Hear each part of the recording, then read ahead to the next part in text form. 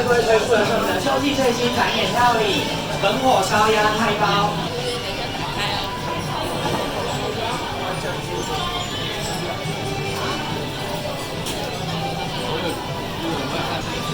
那么今天呢，师傅呢为各位呢加入我们这道料理当中呢，选用的是我们的百里香的味道。那我们这个百里香呢，稍后呢在脸燃起来呢，焚烧起来的味道呢会比较清爽。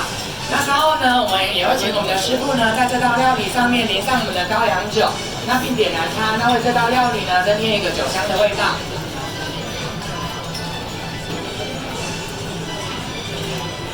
那有需要拍照或录影的贵宾呢，都可以直接做拍摄或录影。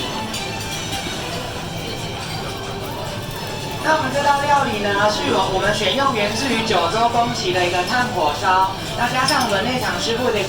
个创意巧思呢，共同呢推出了这道料理本火烧鸭菜包。首先先用炭火呢，将我们的鸭肉呢缓缓的煸出油脂，那再经由大火酥炸，让我们鲜甜的肉汁呢包裹在它的酥表外皮中。那享用起来呢，不仅是鲜嫩多汁，还能够闻到一个炭火的一个迷人香气哈。